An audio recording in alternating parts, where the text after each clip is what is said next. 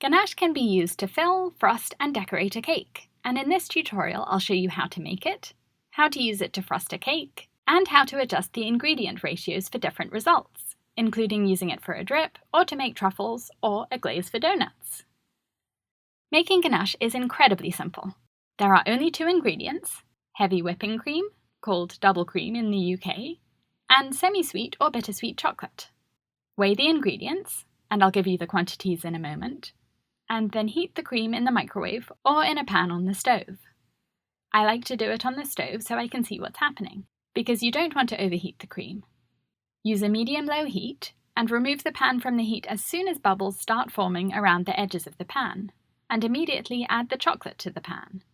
You can use chocolate chips or a bar of chocolate, but you should chop up a bar of chocolate into approximately equal-sized pieces, so that it all melts at the same speed.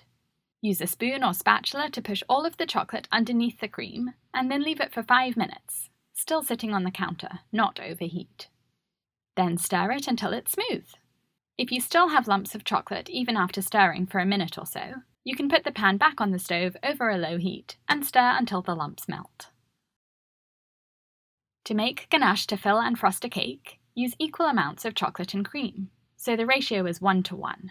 So if you use 200 grams of chocolate, use 200 grams of cream too.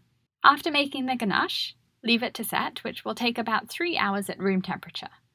You can put it in the fridge to speed up the process, but stir it every 15 minutes to keep it smooth.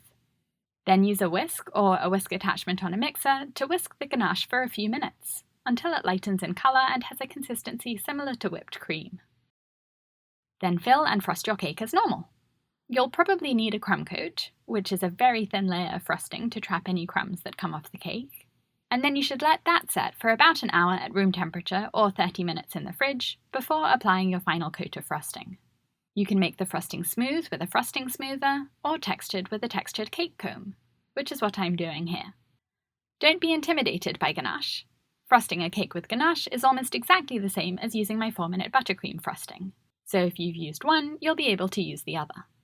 If you're enjoying this tutorial, please click the thumbs up button to like it, and subscribe to my channel for a new cake decorating tutorial every week.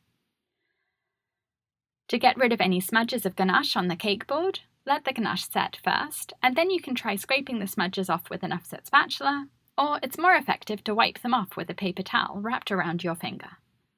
To make a ganache drip, use 3 parts of chocolate and 2 parts of cream. So, for example, if you use 150 grams of chocolate, use 100 grams of cream. Let the ganache come to room temperature before you use it, and it will thicken as it cools. Your cake should be chilled in the fridge before you apply the drip. Always do a test drip on the back of the cake to see how the ganache will behave, and then you can adjust the consistency of your drip if you need to. If it's too thick, you can add more cream to loosen it. If the drip is too runny, even if it's at room temperature, you can add more chocolate, and then heat it over a low heat on the stove, stirring until it's smooth, and then let it cool to room temperature again. Use a spoon or a condiment bottle to drizzle the ganache around the top edge of the cake, pausing wherever you want there to be a drip. Having a cold cake helps to stop the drip on its way down the cake, instead of running all the way down the cake and pooling at the bottom on the cake board. You can go back and add more drips if you want to, but you should do that immediately after doing the first drips, so that those don't set first, because then there would be a seam where the new drips join the old drips. If you're going to cover the top of the cake, you should do that now too, immediately after doing the drips around the edge of the cake. Spoon the ganache on, or drizzle it with a bottle, and then use an offset spatula to smooth it over the top of the cake. If you like, you can spin the cake while slowly dragging the tip of your offset spatula towards the centre of the cake to create a spiral pattern on top of the cake. To make truffles with ganache, which I'm going to use to decorate the top of this cake, make the ganache with 2 parts of chocolate and 1 part of cream. This is the same ratio I use for a chocolate glaze for donuts, which I'll show you in a moment. Put the ganache in the fridge until it firms up, about 2 hours, and then scoop it up with a spoon and roll it between your palms into a ball. You can drop the truffles into a bowl of cocoa powder or powdered sugar, or I'm using sprinkles, and then move them around to coat them completely. I'm putting these truffles around the top of the cake before the ganache drip sets, so that they stick to the ganache.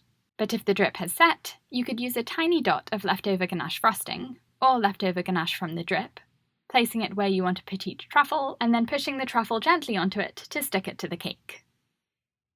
To use ganache to glaze donuts, which is also a 2-to-1 ratio of chocolate to cream, as soon as you've made the ganache and stirred it until it's smooth, lower a donut into it and twist the donut to coat it in ganache. Lift it up, flip it over, and place it on a wire rack. I have a full tutorial on how to make donuts with cake batter, and I've put the link for that in the top of the screen and in the video description. You can add sprinkles, or crushed nuts, or candies, or whatever you like to garnish or decorate the donuts. I hope you've enjoyed this tutorial. Please click the thumbs up button and subscribe to my channel for a new cake decorating tutorial every week.